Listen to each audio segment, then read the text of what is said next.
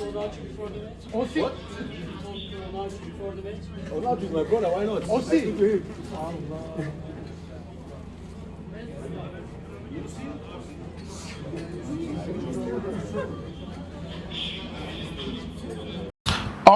It is another Saturday, and we are here to talk about updates that has to do with the Nigeria Super Eagles and also the players who are performing very well for their club side. But before we jump into it, don't forget to like, subscribe, and also turn on notification. My name is Adam. You can call me Ebuka, and I'm doing this video with Chanana in the building. So guys, quickly let's jump into it. Let's begin with Victor Osimhen. The good news you are receiving from Turkey is that Victor Osimhen is back on his feet. He's training with Galatasaray, and guess what? They have a very big game in Turkey coming up this particular week, and it's against Fenerbahce. This is very positive news for the club and also for the country Nigeria too. What do you make of this? I think it's very good news, especially for Galatasaray, because we also their last Champions League game without Victor Osimhen, they were toothless. And so now that he's back, and I don't think they'll be putting him on the bench because he's just off for just 11 days. So and we all know this is the biggest game in Turkey, home and away against Fenerbahce. That's where most times the league is decided. And you check the table, Galatasaray are just leading Fenerbahce by just a point.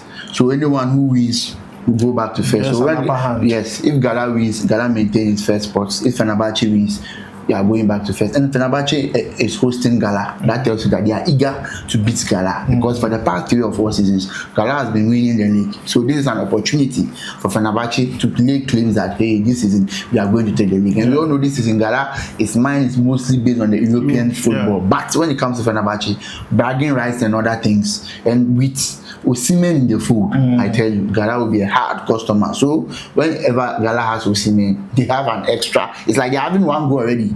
You understand? It's like Ronaldo and Messi. When you play, automatically you start with a 1-0 up, because they know they are going to score. So when Gala has Osimhen, that's what in Nigeria we are hoping that he stays away from injury fit, because it's almost about 3 weeks. Most important. Yes, 3 weeks to the tournament. So we are hoping he stays injury fit and banging some goals before the tournament comes calling, because the agenda is still to win the AFCON. Yeah, so I agree with you 100%, especially with the fact that we need him fit for Nigeria, especially for the AFCON. He just needs to stay fit.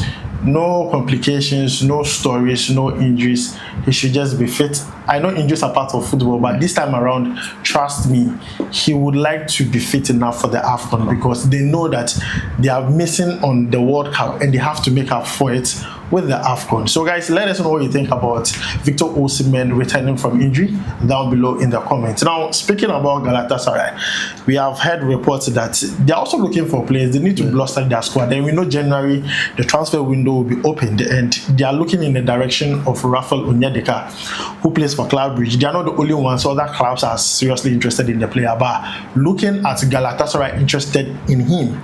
What do you make of that? I think it's a very good one for Gala, but what do you make of that? I think it's an upgrade on where he plays. He plays for Club Brugge, and right now, compared to European terrain and other things, leagues and other things, I think the Turkish league is far ahead of the Belgium league. So one thing I always say is, you should go to where you'll be appreciated and wanted. Then don't just go to a team. We all saw what is happening to Crescentus Uche. You understand? So we don't want any player who will be playing ball, and after that you go to a team, then now everything goes off for you. So if Gala really wants him and they show effort, and the salary and other things will be far better than playing in Belgium. Because we all know now, because of what Gala wants to achieve in the Champions League and European terrain, they are paying good money for their players now. And they have also have good players. They have Gundogan, Sane. Those players are big earners, and Osimhen himself is earning big money there. So that tells you that when they want Rafael Onyedika and they truly want him, they will go all out for him. And for me, it will, because when he goes and meet Osimhen and other things around, because we all know Turkey now, most of the Nigerians are in Turkey, and the Turkish league is serving the Nigerian well, because most of the players, they are doing very well. So we hope that he will go there and join. If what they want from him is very concrete, they are really interested in him, then I think he should choose Galatasaray, because he's going to play and feel at home because of Osimhen. You all know the brotherly love and other things he will have for his players. So I'm sure that if they really want him there, he should go there. Alright, so I'm going to buttress your point on that. You know, sometimes when players go to new leagues, they really need to adapt, and sometimes when they feel at home, adaptation becomes easy. Victor Osimhen being the other Nigerian players in Turkey, the likes of Paul Onuachu, the likes of Ndidi all being there helps the player, especially settling down, getting acclimatized with the whole area. And I think it's an excellent one.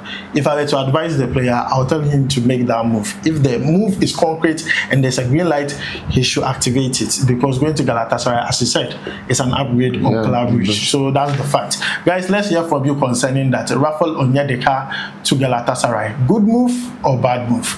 Let us hear from you concerning that. Now, let's move away from that and talk about Super Eagles players that performed very well for their club side today.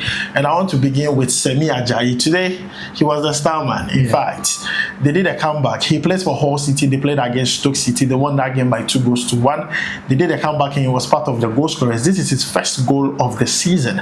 And I'm happy for him. The reason I'm happy is that, I mean, he has come under strong criticism after, the World Cup playoff. So this is a breath of fresh air. And also, this is to usher him and make him prepared for the AFCON. But what do you make of him scoring his first goal in the championship? Scoring a goal boosts his confidence. Any player, a striker, a defender, anytime you score, he boosts your confidence, and we are hoping that it continues. Like, as a defender, we will not be expecting him to score every week, but with this goal, he's going to boost his confidence and performance, so that he's going to perform very, very well, because I think he's one of the few players that they don't have too much time left with the national team. So I think this will be one of his last tournaments. So I'm sure that he will go with the intention that he's going to do something before he vacates the scene, win something for Nigeria. So let's hope that he continues to perform well. And I tell you, when he plays the defense, even though the last game playoff, he didn't really perform to that extent, but he's one of the good performers when it comes to playing for Nigeria. So we are hoping that he continues that and keep his shape, because he's one of the players that normally gets injured a lot and other stuff. So let's hope that he stays away from injury, because he's an experienced head. So when you have it in tournaments like this, it goes a far way to help the team positively. So let's hope that he stays injury fit when he comes to the tournament and give his best. All right, so guys, there's the good one for Semi Ajayi for scoring his first goal in the championship for Hull City. He's not the only one. Paul Onuachu, one game, one goal. That's how I call him, because he does not stop scoring. Currently, if you are talking about the hottest and informed Nigerian player aside Victor Osimhen, he's the one. He's banging in goals. In fact, he's going boot for boot, head to head with Victor Osimhen in Turkey, not making it easy for him. Even the goal king race crowd. He's ahead of Victor Osimhen like 7 or 8 goals. Seriously. Because he has double numbers in only the Turkish league. And seriously. Victor Osimhen has just like 3 or 4 goals. So when it comes to the goals there, he's far ahead of Victor Osimhen. I mean, today they played. He scored 1 goal. So currently, doing of this video, the first half just ended. So currently, he has 10 goals. So if he ends up scoring more goals, then it becomes double numbers. So in the league, Victor Osimhen just has 3 goals because he has not played much in the league. He scored 6 in the Champions League and 3 in the league. So that's 9 goals in total. And Opana has 10 goals already. Yeah, 10 goals. That's wow. He's ahead of him by 7 goals. But we all know as the season goes on, Senior Osimhen will come to the party. Because last season, that was how it is. He didn't start well, but when he enters his mojo, that guy can go on a scoring streak. So with this, we are not panicking. We, the Osimhen fans, are not panicking at all. But anyways, we just have to credit Paul Onuachu. He's doing an excellent job. I'm not going to lie to you.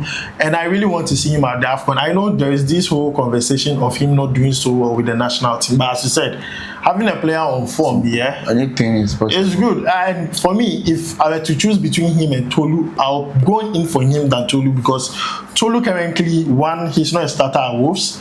He comes off the bench. 2, as a striker, you were playing penalties and you allow defenders to go and play penalties. Onuachu is the number 1 penalty taker at Trabzonspor. Thank you. If he was brought in that, he would have taken a penalty. Good. That's why you remember I was ranting that why the coach didn't call him, because he was like that time you would have brought him in the game. You have taken a penalty. Look at Okuda. You are sitting down there for defenders to go and play penalty for you as a striker.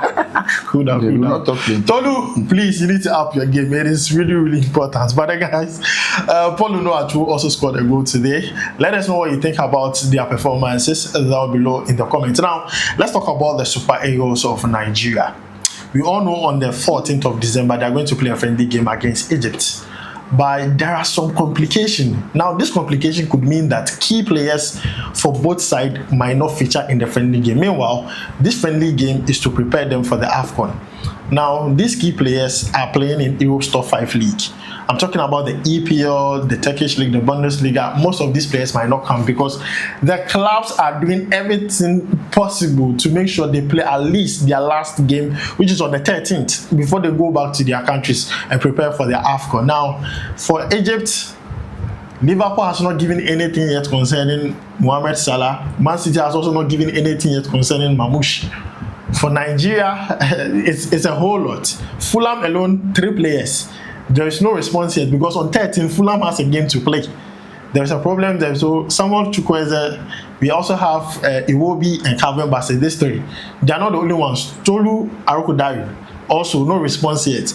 And the same thing applies to other players, Victor Osimhen. So there's a likelihood that that whole friendly match would have lesser key players in there and might not serve the purpose as a preparation towards the AFCON. What do you have to say about this? If you remember our previous video, I said something concerning this friendly that I'm sure when it comes down, we don't have the big players playing because all the coaches would have loved to have their players, because this is one of the toughest games that you get, toughest friendlies that you get, because Egypt playing Nigeria, like they were using this to guard their squad, see their performance, see their strength, and see whether they can do something in the tournament. But with the players, a lot of them missing. This is one of the things why I'm complaining about the time we play the AFCON. I always say that these Europeans, they pay their players other things. They will make sure that they release their players for you on the last hour. You will not get them, because I saw the news and even Egyptian FA were asking Liverpool about Salah and they were pretending as if they are not seeing what they are saying at all. They want to use the player to the last bit before they can release him, which is not so.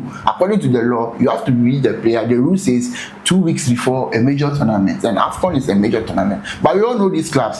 If you give them too much, they'll start doing the player is injured and this and that before you realize, oh. So this is some of the problems that we have when you have to play the championship in the mid-season. But this is something that we don't have a choice, because June, July is also normally it's rainy season in Africa. So playing a tournament at that time will cause the matches to be postponed and other things. You will not get the feel of the tournament. That's why we normally play it during the December, January period. So this is some of the problems we face, but we are hoping that some of these clubs, they heed to our pleas and other things and let us have these players, because it will help in preparation for the game. Because I don't think any coach will just want their players just come and put them in the tournament. At least 1 or 2 games before the tournament will be enough for a coach to see how the players' performance, will see their standard and other things. But you just bring a player and all of a sudden you're just pushing him into the tournament. Yeah, it's not nice. So we are begging this club.